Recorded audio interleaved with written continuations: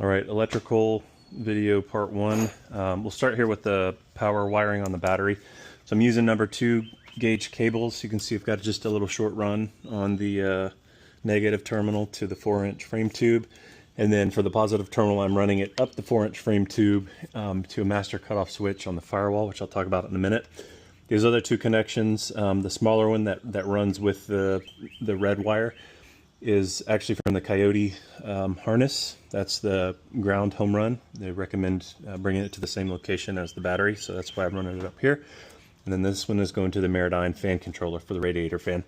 But the power runs up the 4-inch tube to the master cutoff. Like I said, that's located, it's gonna be hard to see, but it's down here. Master cutoff is underneath the dash here. I'm using the billet version right there.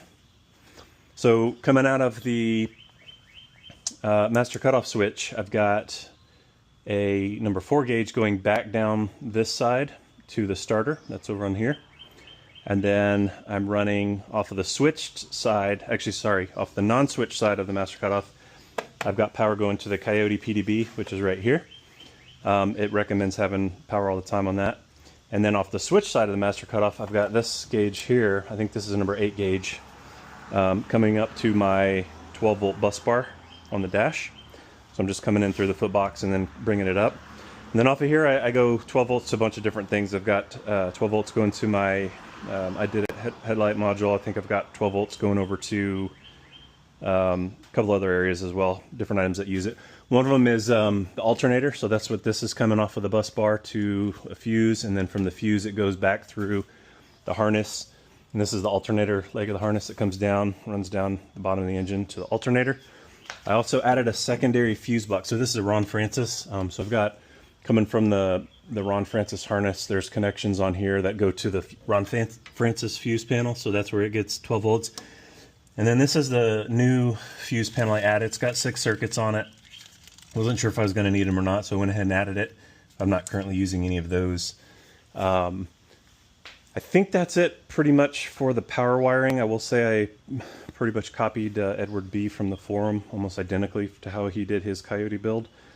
He did a really clean job on it, and I think a lot of people have copied that with good success. I'm one of them. So that's the power wiring. Next up, we'll talk about the Coyote harness. So I've got the harness coming through the dash right here. This is a Coyote. The 16-pin pigtail connectors behind the dash. I've got one leg coming out through here, kind of runs underneath the heater box, and then snakes around to here, so you can see it, and then it kind of loops around and plugs in. Then the other leg goes out here. Some things that I changed a little bit: the blue starter wire. Since it has to go down to the starter, I actually pulled it out. I think it was originally in one of these front legs of the harness. I pulled it out and ran it with my power cable that I had coming from the master cutoff down to the starter. So I basically deloomed the Coyote harness back to that point, and then routed that down to the starter with the power wire. The other thing I did is the orange radiator fan wire that's part of the Coyote harness.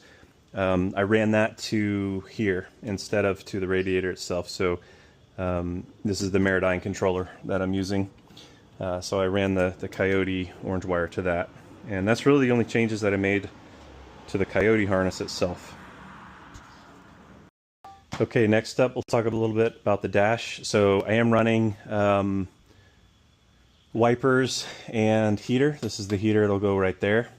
So I've got those knobs, and then of course the headlight knob. These are all 65 Mustang switches. This one I think is from maybe from a Bronco, but they all match, which is why I liked it. I wanted all my knobs to match. Factory 5 kind of gives you a hodgepodge of different ones. So I'm using the stock headlight switch from Factory 5, but I just replaced the pull knob that they give you with one of these, and then I bought a bezel to go with it. Other things on the dash that I added, the indicator lights. So I've got left and right turn signals, high beam. I've got a radiator fan indicator light, so anytime the fan comes on, this will light up. And then I've got a check engine light. This is basically running in parallel with the Coyote malfunction light right here, which I have mounted, so it's running in parallel with that. So anytime this comes on, this will come on. I do have the Factory 5 vintage gauges, so it actually has the turn signal and high beam lights on here as well. So I didn't really need to add these, but I like having these a little bigger, a little more visible in the daylight. Plus I think they look good, so I went ahead and added those. Other things on the dash you'll see, I've got billet blowers, and I'll talk about that in a minute. Footbox blowers with the control here. I've got seat heaters, and this is on both the driver's side and then same thing on the passenger side over here. I've got a flasher button here, horn button here, and then of course the glove box, and I added this marine handle here. All right, that's the dash layout.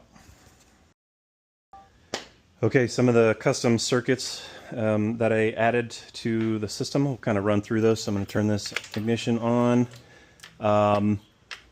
Mention the horn, right? Nice and loud. I've got it set up so the lights come on here when the headlights are on. Same thing with the footbox blowers. This will come on when those are when the headlights are on. And you can see it gets a little brighter when you actually turn it on. The controls for these, by the way, are right here. It's just these blast gates, so it's a manual pull. I need to add a directional vent on here so you can kind of angle it towards your feet or legs or whatever. So I'll add that in a little bit. Other custom circuits I added. This is just an on-off switch that's tied into the inertia switch, so you can use it as a security device, or in the event of an accident or something, if this doesn't trip, I could just flip that and it'll shut off fuel to the fuel pump.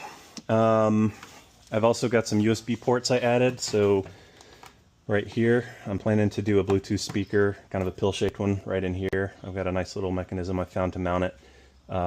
Standard cigarette lighter port here. And then I've got another USB port under the dash. See if you can see it, it's right here. Yep. So there's that guy. I also added courtesy lights. So I've got 4 under the dash. These are LED. I've got one on the firewall here and one right here. I did not want to add one over here. I wish I would have, but I didn't because I ran out of LEDs. I added 4 in the trunk area, two in the rear here, and then 2 up in the cockpit cubby area. I did the Breeze external LED kit on all the lighting, so you can see everything's working. Had a bunch of gremlins to chase down, but you can see there's the brake lights. You can see the license plate light. Turn signals. I've got my flashers, so the button here will blink with the flashers. On the front, I've got the clear lenses on my turn signals, which I really like. Again, the Breeze kit for the LED headlights on the front. With the IDIDIT, so I've got the IDIDIT relay module here. You can see the dash indicators light up. So this is the high beam. When the headlights are off, this is a flash to pass. And if the headlights are on, it'll actually, so if I pull that out, headlights are on now. When you push it, it'll kick on the high beams and they'll stay on, which is a pretty nice little module. Reverse light, so if I go in reverse light will come on. I'm going to mount that to the back of the body. What else? I think that's it. I'll talk about diodes in just a second. All right, one last thing I want to mention. So a couple other things I have in the car. I've got a heater. This is mounted to a custom bump out box right here. The reason I did the bump out box is because I wanted to make sure that I kept the glove box. So I did have to trim the glove box by about 1.5 inches. I probably trimmed it a little bit too much. You can see I have an extra 3/4 of an inch in here that I could have saved, but I still have about 3 inches of depth in the glove box, which is plenty to hold, you know, whatever in there. This is the heater knob, as I mentioned, so I can turn it. I can feel heat coming out of it. Well, it's not hot because I don't have coolant in it yet, but coming out right here. 2 speeds, high-low. I've also got the wipers, 2 speeds. The wipers do have a park function, but it sticks. It's actually controlled by a little micro switch inside here. It's a little cam-driven switch. It gets stuck sometimes, so if you take this apart, you can actually fix it. I've done it once. It worked for a while, and then it got stuck again. Oh, another thing I added. This is a relay panel, custom relay panel. It's on some standoffs coming off the back of the bracket here. Courtesy lights, hazard lights, driver side footbox, passenger side footbox blowers. These are the two blowers.